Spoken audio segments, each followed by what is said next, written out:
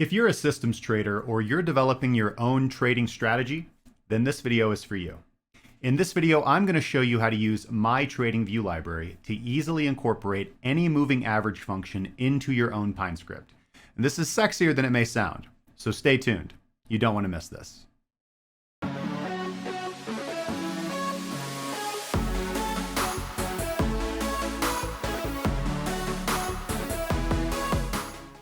So I have just published my first TradingView library publicly. This is a utility library that anyone can call in their own Pine script to utilize 26 different moving averages or smoothing functions or filters to any plot, function, or variable you might be programming. This will save you a ton of time, whether you're creating your own trading indicator, strategy, or creating your own system for users of your own.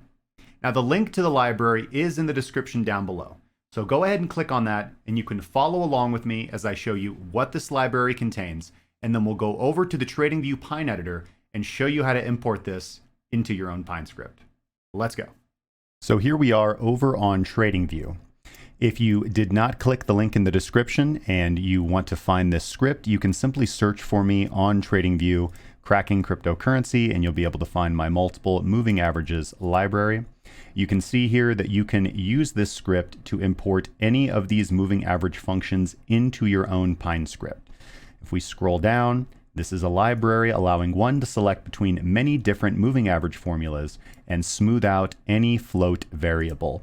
A float is simply a number that can have a decimal as opposed to an integer, which is a round number. The default application is going to be applying moving averages onto your chart. However, you can utilize this script for many things. You can smooth out momentum oscillators, average true range calculations, support and resistance zones, envelopes, bands, channels, anything you can think of, any sort of data point that you could smooth through any of these algorithms. So all of the information on how to utilize this is contained here, but we're going to go over all of that. And if you're curious, you can see all of the function calls and all of the required arguments, the source and the length. And also, if we scroll down, you can see the big kahuna, the average function, which we're going to go over in just a second. So if you want to begin using this, all you need to do is scroll down to right above where you'll see the code. And you'll see, want to use this library, copy the following line and paste it into your script. So we are going to copy that, and we're going to come over here, and we are going to open up a new indicator. Okay. First thing we're going to do, since we're going to start off by plotting indicators on the chart, we're going to add the overlay equals true argument into the indicator title of our script so that it plots on the chart and not beneath the chart. Then we'll simply paste in that link that we copied from the multiple moving averages library page. And it's important to note that in Pine, you can import libraries with an alias, and this is going to be very easy. Instead of having to write this out every single time, we'll just add the words as, followed by a space, and then whatever you'd like to call this. Let's call it CCMA. All right, and we're done. Now, all we have to do is type CCMA, period, and then Control plus space or Command plus space if you're on a Mac, and you will see a drop-down menu open up with all of the different moving average functions, and you can just simply select them. You'll see right there. So let's say we want to call this EDSMA. It's going to take a source and a length.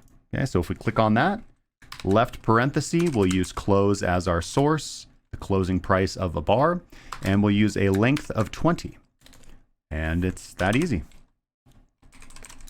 We'll plot this onto the chart. And I know you can't see it very well, but right there is our moving average plotted onto the chart. Easy peasy.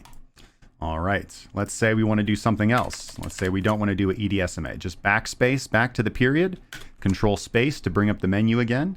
And let's say we want to do a McGinley, an MCG. It's going to take a source and a length as well. So we'll just click. We already have our source and our length. So we'll just hit add to chart. And there's our McGinley right on the chart. So obviously this can be utilized to apply moving averages to your chart, as I've just shown you. However, it can also be utilized to modify and smooth momentum oscillator signals, for example. So let's create something like an RSI. So we'll say R equals RSI. Excuse me, it's TA.RSI. And RSI is going to take two arguments, a source and a length. So we'll do the same thing. We'll use close and a 21 period look back. Now, we want to smooth that out. We want to smooth the RSI out. So first thing, since it's going to be an RSI, let's get rid of that overlay true. This is going to go beneath the chart, not on top of the chart. And we want to plot So we want to plot CCMA period. And then let's run the RSI through a volatility adjusted moving average. All right, so that we can have our RSI adjusted for volatility. And instead of close as our source, we'll just select R, which is the RSI we just created, with a look back length of 21. Double parentheses to end it, and we will add this to our chart. And as you can see, we'll put a regular RSI on there just for comparison. There we have it. There is our modified version of the RSI. As we can see, this one's much smoother. We see the regular RSI is quite choppy, but smoothing this out through the volatility adjusted moving average smooths this RSI out. And I think we'll probably get much better signals as far as overbought and oversold. So you can utilize this to smooth out regular momentum oscillator signals, whether they be the stochastic, the RSI, the MACD, or even more complicated applications like your own momentum oscillators. Now, I'll show you how to be able to create one of these on the fly. So let's say you don't want to have to modify the code every single time. You would like to be able to modify the type of moving average from the options menu from the script. So for that, we're going to need to use the average function that I have put into the code. This is going to be what I call the universal smoother, and the function is called av function. All right. Now, av function is going to take three arguments: a source, a length, and a type. Now, the type here is important because it's a string. So as we can see here, we have all of these strings. Strings are just text inside parentheses, quotes. And if any of these strings is called, it will call the moving average function that is paired to that string. Now, this is very easy to do. Just scroll up to the top of the code, and I've put it right here at the very top. Use the following input format to easily call any moving average. So we'll just select this long argument right here, and we'll copy it. We'll go back to our script, and we'll paste it in. Now we're going to select all of it again and hold Control plus / to uncomment all the lines of the code. And there we have it. Now we have an input string with a MA type title, and it has all of those strings, and those strings match all of the strings down here in the average function. Okay. Now let's take this a step further. Let's also put in an option for source and type. So let's do I source equals input dot source, and we'll do title equals source, and default value is going to equal close. And then we'll also put in a length argument. ilen equals input dot int, title equals length, and default value, let's say, equals 20, and a min value of 1. Okay, so the default value for length will be 20, minimum value of 1. And now all we have to do is call the average function. So let's say we want to plot, and then we'll do CCMA dot control space, and we'll select avfunc right here. See, it takes a source, a length, and a type. So a float, a simple integer, and a string. Okay.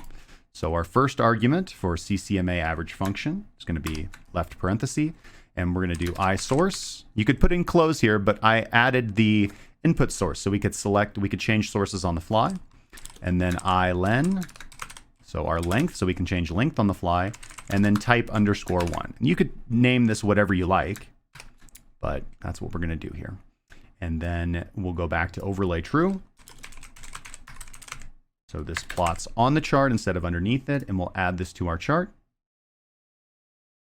And there we go. Let's close this and take a look. Let's make this nice and thick so we can see it. So there's our moving average.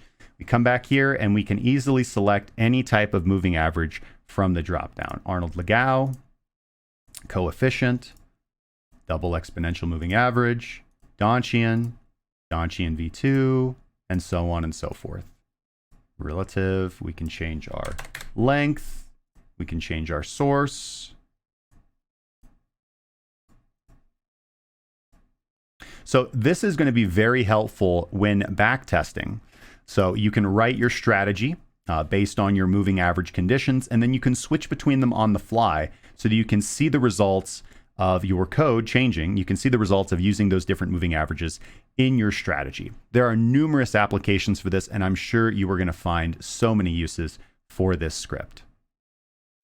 All right, I hope this video was helpful for you in how to navigate and utilize my library function for multiple moving averages.